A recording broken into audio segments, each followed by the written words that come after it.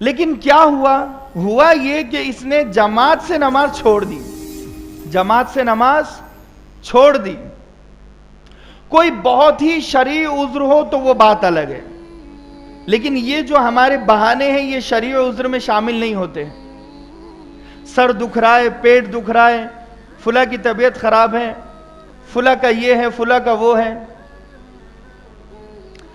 نماز کو اہمیت دینا بہت ہی زیادہ ضروری ہے، اور وہیں پر اگر کوئی شخص باجماعت نماز ادا کرتا ہے، شیخ الحدیث مولانا زکریا صاحب رحمۃ اللہ علیہ فرماتے ہیں، کئی حدیثوں کو جمع کیا اور کیلکولیٹ کر کے انہوں نے لکھا ہے کہ ایک نماز جماعت کے ساتھ ادا کر لینا، ایک نماز جماعت کے ساتھ ادا کر لینا 3.25 کروڑ نیکیاں اللہ اس ایک عمل پر دیتا ہے۔ 3.25 کروڑ نیکیاں معمولی بات ہے۔ اتنا بڑا ثواب ہم چھوڑ دیتے ہیں ہمارے چھوٹے موٹے کاموں کے لیے۔ ریچارج مارنا ہے، نماز چھوڑ دی۔ اور میں حساب لگاتا ہوں کہ زیادہ تر فنکشن ہالوں میں کھانا شروع ہوتا ہے اذان ہوتے وقت، ہوتا ہے یا نہیں ہوتا ہے؟ جب عشاء کی اذان ہوگی نا اس وقت فنکشن ہالوں میں کھانا شروع ہوتا ہے، اور کئی لوگ نمازیں چھوڑ دیتے ہیں۔ نماز عشاء کی پڑھ کر آپ اگر جاؤ گے نا تو 2-3 صف ہو جائے گی۔ کتنی ہو جائے گی؟ 3 صف۔ بھائی 3 صف ہوئی تو کھانا کس نے کھایا؟ انسانوں نے ہی کھایا، مسلمانوں نے ہی کھایا۔ تب یہ اتنے لوگوں نے جماعت سے نماز چھوڑ دی۔ بعد میں پڑھتے ہوگے، حسن ظن رکھنا چاہیے، لیکن سمجھ میں یہ آتا ہے کہ نماز سے زیادہ ضروری کیا سمجھا؟ کھانا، جبکہ نماز سے زیادہ ضروری کوئی چیز نہیں ہے۔ نماز کو اہمیت ہمیں دینی چاہیے۔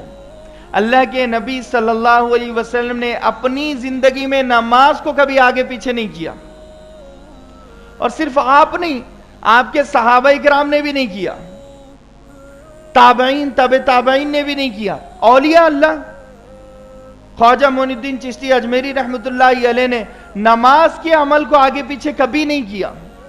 سارے مریدین ساتھ ہوتے تھے، جہاں نماز کا وقت ہوتا تھا خواجہ معین الدین چشتی اجمیری رحمۃ اللہ علیہ کی آپ تاریخ پڑھ لیجئے، تاریخ پڑھ لیجئے، جہاں نماز کا وقت ہوتا تھا اول وقت میں سارے مریدین کے ساتھ جماعت بنا کر نماز پڑھتے۔ اور یہ نظام الدین اولیاء رحمت اللہ علیہ کا بھی یہی عمل تھا، صابر کلیری رحمت اللہ علیہ کا بھی یہی عمل تھا، عبد القادر جیلانی رحمت اللہ، محی الدین عبد القادر جیلانی رحمت اللہ علیہ کا بھی یہی عمل تھا۔ ہم کون سے مذہب پر چل رہے ہیں؟ ہم نے دین کو کیا سمجھا؟ نماز کا سوال سب سے پہلے ہوگا کہ نماز کی پابندی کس طرح کی ہے۔ اگر یہ پابندی میرے اندر نہیں ہے تو یہ پابندی میرے بچوں میں بھی نہیں ہوگی، بچیوں میں بھی نہیں ہوگی۔ آج ہم سب مل کر نماز کو ایزی لیتے ہیں، وجہ یہ ہے کہ نماز کو ضروری نہیں سمجھا۔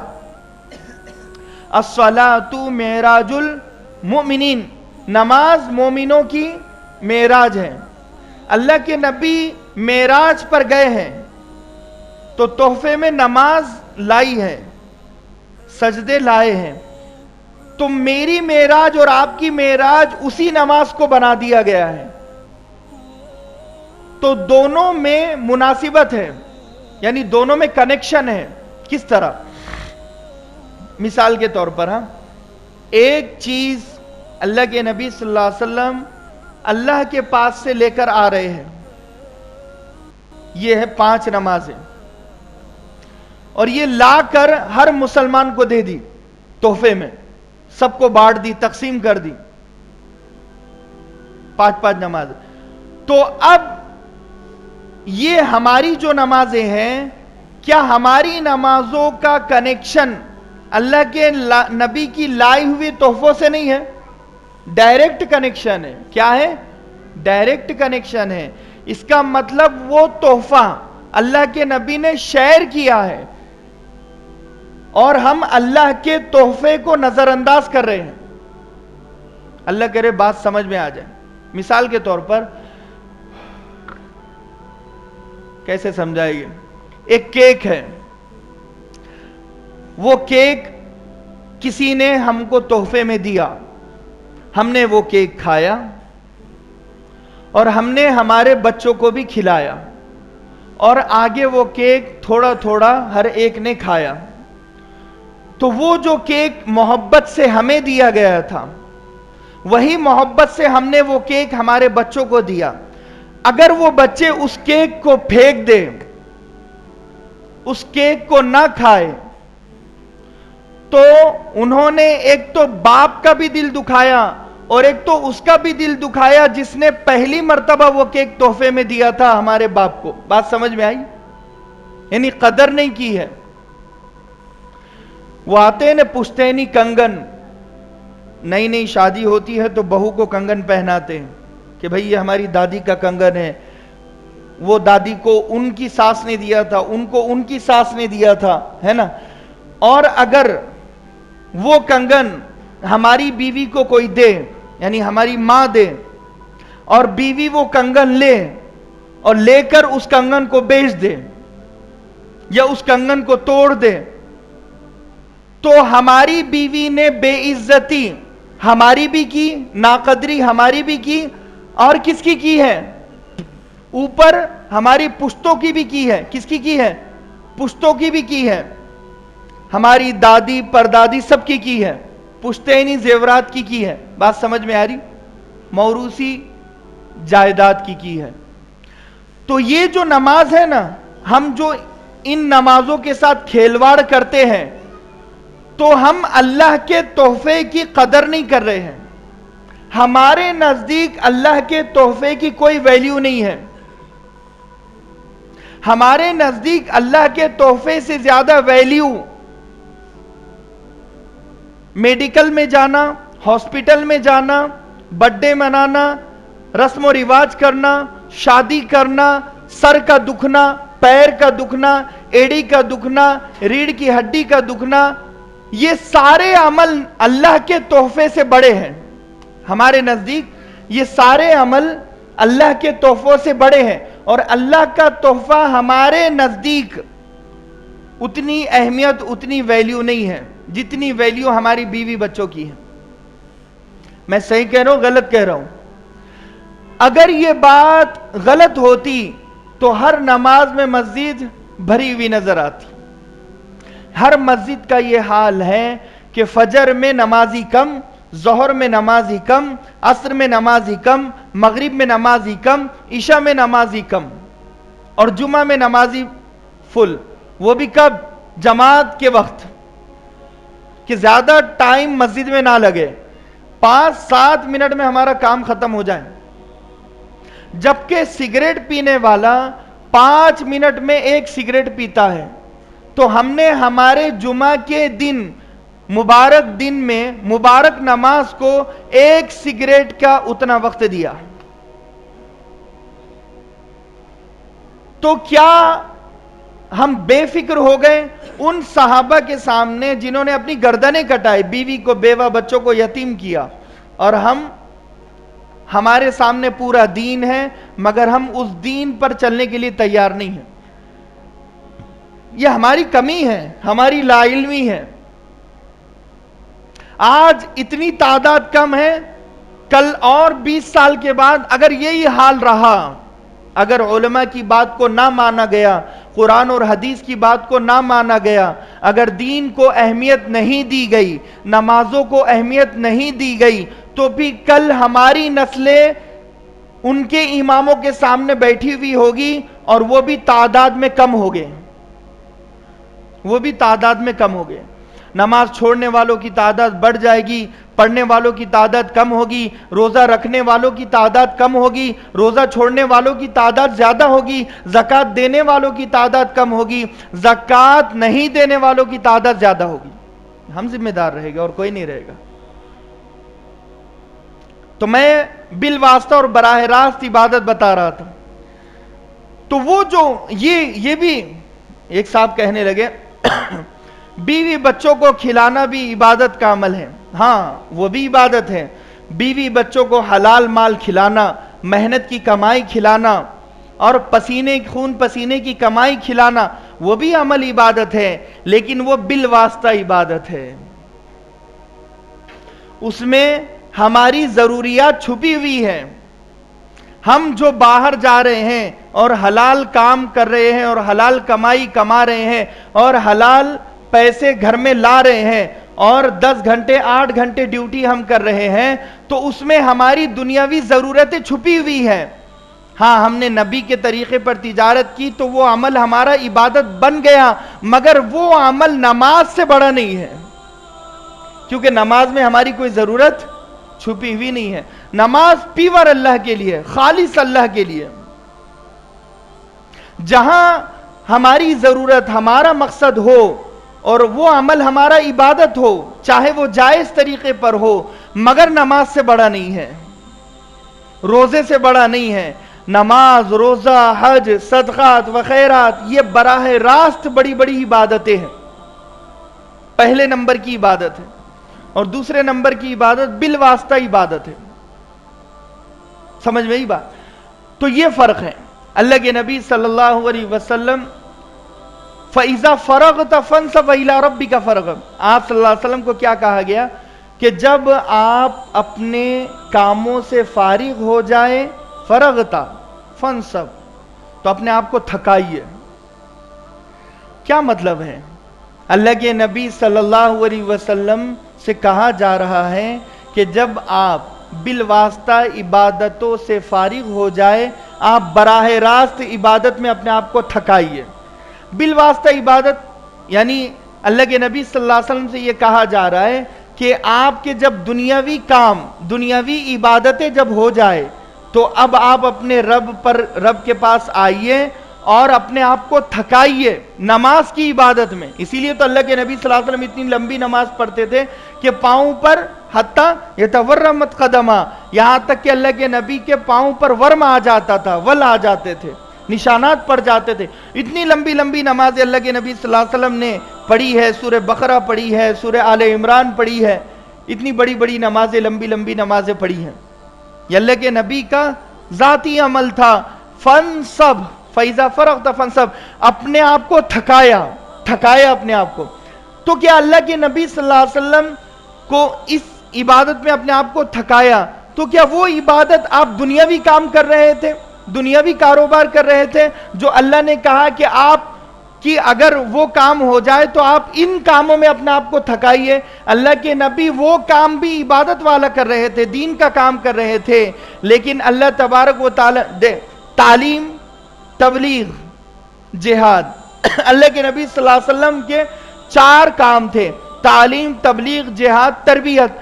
یہ 4 کاموں میں اللہ کے نبی مبتلا رہتے تھے.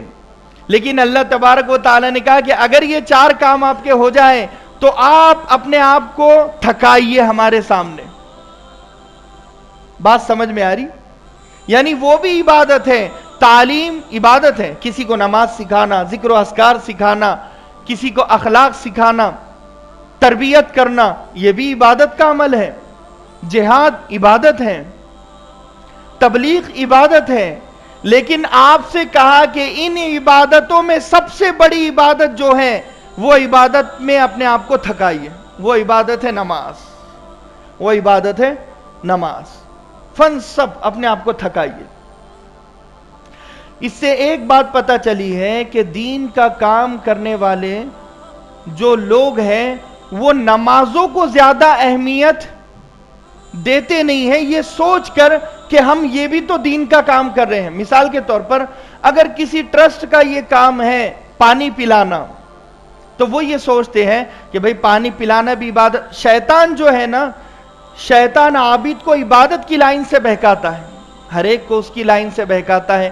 شیطان یہ سمجھاتا ہے کہ ارے بھائی اذان ہو گئی تو کیا ہوا, نماز چھوٹ گئی تو کیا ہوا, پانی پلانا بھی تو عبادت ہے, کھانا کھلانا بھی تو عبادت ہے, کپڑے پہنانا بھی تو عبادت ہے, سیکورٹی سسٹم فراہم کرنا بھی تو عبادت ہے. ماں باپ کی خدمت کرنا بھی تو عبادت ہے، حلال روزی کمانا بھی تو عبادت ہے. ہاں یہ سب عبادت ہیں، مگر نماز کے عمل سے بڑی عبادتیں نہیں ہیں. ان چیزوں کے لیے نماز کو 19-20 نہیں کیا جا سکتا، نماز کے عمل کو آگے پیچھے نہیں کیا جا سکتا ہے. بات سمجھ میں آئی؟ اللہ کرے بات سمجھ میں آ جائے. تو دین کے کام بہت سے ہیں. مدرسے میں پڑھانا بھی دین کا کام ہے، مکتب میں پڑھانا بھی دین کا کام ہے، اور کسی کا نکاح پڑھانا بھی دین کا کام ہے. لیکن اگر مدرسہ پڑھانے والا شخص یہ سمجھے کہ میں تو عبادت کا عمل کر رہا ہوں، بچوں کو کتابیں پڑھا رہا ہوں، قرآن پڑھا رہا ہوں، اور اذان ہو جائے اور وہ نماز یہ سوچ کر چھوڑ دے کہ بھائی یہ بھی تو میں دین کا کام کر رہا ہوں، تو وہاں پر وہ غلطی میں ہے. نماز کے وقت میں نماز کا عمل سب سے بڑا ہے. چاہے وہ عالم ہو، عالم کے لیے، محدث ہو، محدث کے لیے، مفسر کے لیے، مجتہد کے لیے، علماء کے لیے، حفاظ کے لیے، صلحاء کے لیے، عمومی مجمع کے لیے، خصوصی مجمع کے لیے. نماز سب کے لیے ایک ہے. چاہے آپ کتنا ہی دین کا کام کیوں نہ کر رہے ہو، لیکن نماز کے عمل کو 19-20 نہیں کیا جا سکتا. نماز کا جو عمل ہے وہ براہ راست عبادت عمل ہے. فَإِذَا فَرَغْتَ فَانْصَبْ وَإِلَىٰ رَبِّكَ فَارْغَب. تو اس رمضان میں ہمیں عبادتیں بھی کرنے ہیں. وقت کافی ہو گیا لیکن 2-4 باتیں بتا کر انشاءاللہ ختم کر دوں گا. امام اعظم ابو حنیفہ نعمان بن ثابت رحمۃ اللہ علیہ رمضان المبارک میں عبادت کا طریقہ یہ تھا کہ دن میں ایک قرآن ختم کر رہے ہیں، رات میں ایک قرآن ختم کر رہے ہیں، تراویح میں ایک قرآن ختم کر رہے ہیں. 61 قرآن مجید آپ ختم کیا کرتے تھے.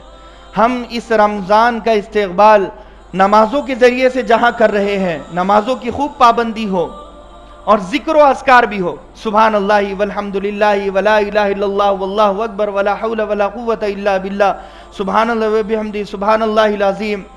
کلمہ طیبہ کی ایک تسبیح، استغفار کی ایک تسبیح، درود شریف خوب کثرت سے درود شریف پڑھے، کثرت سے اس کا ورد رکھے.